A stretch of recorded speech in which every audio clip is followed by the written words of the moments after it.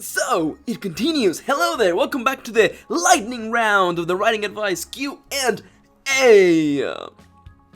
I'm your host, Kirin, bringing you another quick lightning video. It's November, NaNoWriMo, I'm writing, I'm busy, you're probably writing, so let's get to the point. Today I'm going to be talking about my writing setup, the programs that I use for writing, the programs that I must have, that I need. But before I go on anywhere, I want to remind you that the following is merely just my advice, my opinion, and what works for me. Don't take it as gospel, instead take it as the ramblings of a silly person who looks a little bit, or rather precisely like this. The question that I'm featuring this week on the video goes a little bit like this. Hey Max, what is your current writing setup?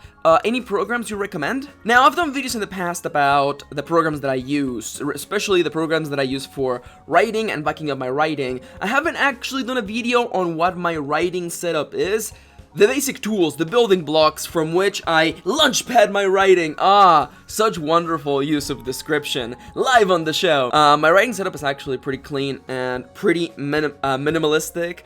As with anything, I come in, when I sit down to write, I've been doing this for a long while, so I've been able to shave away at the things that are ineffective. For me, a writing setup and the programs that I use for writing have to be easy to use, clean, and I guess set it and forget it. I don't want to be dealing with a lot of things when I'm writing. When the time comes to write, I want to sit down and get writing done. That's it. That's my only goal. That's why I use programs that don't use formatting, because I don't want to worry about formatting while I'm writing. I only want to worry about the writing itself. And I also use programs that allow me to focus on the writing and push the rest of the world, the entire cosmos for all I care, beyond my field of view. I just want to sit down and focus on the writing. So the following is gonna be a lightning fast summary of the programs that I use. 4 programs, just 4 applications, one of which is really general, but 4 applications that I've been using for years to just sit down and focus on the writing. Let's take them one step at a time.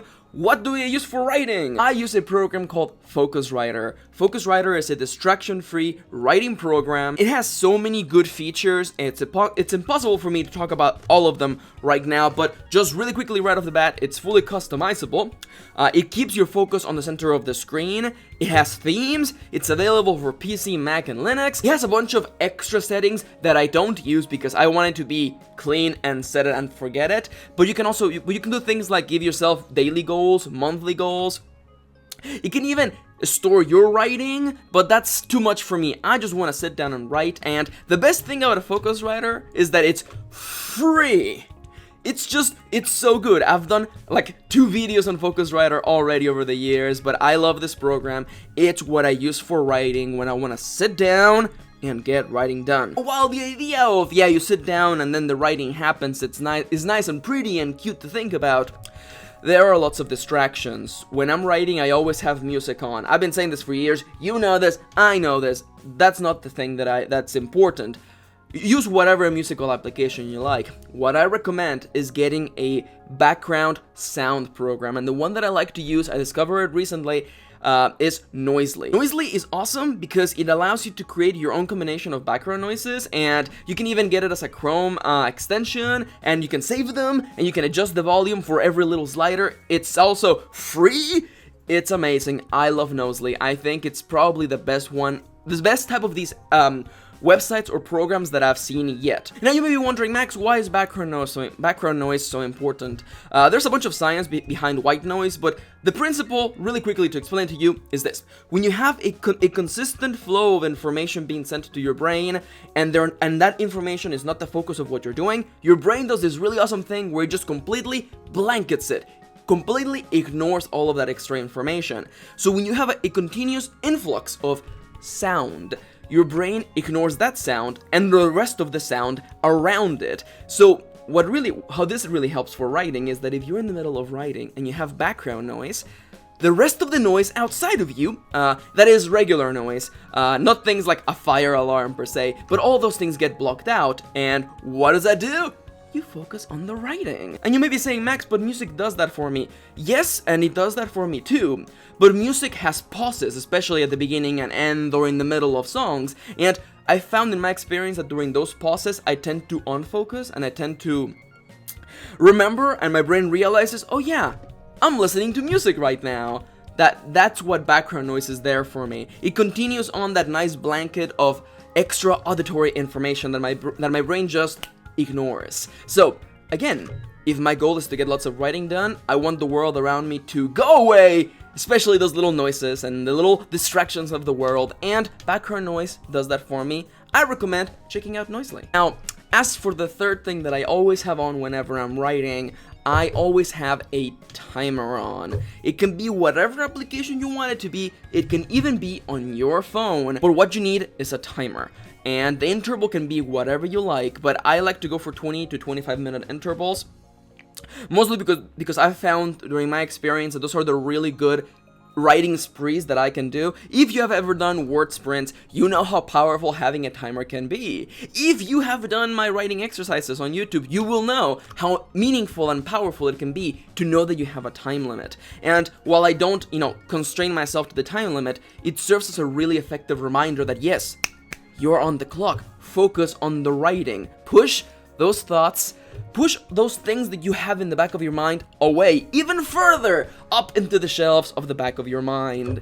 Ignore them. Focus on the writing. You're on the clock. As for particular application recommendations, I don't really have any specific ones. I have just a generic one on my MacBook, but any sort of timer app, even a kitchen timer will work. Lastly, as for the fourth thing that I always have on when I'm writing, I have Evernote. And of course, I've talked about it in the past, and you probably know what Evernote is, but if you don't, let me give you a quick reminder. Evernote is like a handful of programs that allow you to store your data on the cloud, and I particularly like Evernote the most. This is not particularly about Evernote itself. What I want you to keep in mind is that when you're writing, especially when you're done writing, you should back up your writing on the cloud, somewhere that's not on your computer. I've talked about this in the past, I'll say it one more time. You can lose information anytime. It's really easy to lose information, and it happens always without warning. Back when I had a PC, it just died one day. No warning, no explanation, nothing. Complete, absolute hard drive failure. Had I not been backing up my writing on Evernote since then, I would have lost years of writing, entire manuscripts. Don't become another horror story. Whenever you're done writing, back up your writing on any one of the cloud-based programs like Evernote, Google Docs, SkyDrive, whichever one is the Microsoft one. Any one of those. Back up your writing on the cloud, somewhere that it's gonna be safe. That's not to say, of course, that you can't just keep it on a thumb drive or an external hard drive or another partition in your computer. That's fine. More backups will always be better than less backups. Just keep that in mind. And I know what you're saying, Max, it's never gonna happen to me. All those of you who have lost a lot of writing, the first days of NaNoWriMo, the entire months of NaNoWriMo's writing, let us know in the comments down below. Share your horror stories so that people remember. Back up your writing. Every time you're done writing, back up your writing, please. So there you go, the 4 programs that I always have on. I know that it's not very flashy, but again, when I sit down to write, I seek to just get the writing done. So for that, I sought to find the tools that allowed me to do this the best.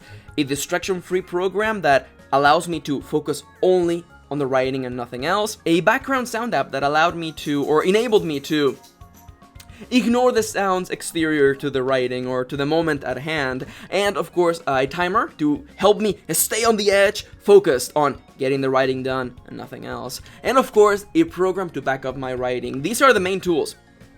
My writing setup, if you may. I couldn't write without these 4 things, and with these 4 things combined, I feel like my writing became a lot easier, and easier for me to sit down, focus, and get lots and lots of writing done. If any of the things that I mentioned today sound interesting to you, there should be a link to all of them in the description down below. They're all free. Go check them out. I definitely believe that they're at least worth a look at. And that's it for today's really quick lightning round video. I want to thank you for watching, thank you for tagging along. If you have a question you would like me to answer in a future video, leave it in the comments down below. I'll give you a quick answer and it may get featured on one of these lightning rounds. For the time being though, really quick outro. As always, if you would like to make sure that I can continue on making this content, consider pledging to my Patreon page. There should be a button on the screen right now, as well as a button to subscribe if you haven't already. Then my playlist with more writing advice stuffs, and there may or may not be a link to my other channel with Kitty where we're doing really silly funny videos. But for the time being, thank you for watching, thank you for tagging along, and I will see you on the next one.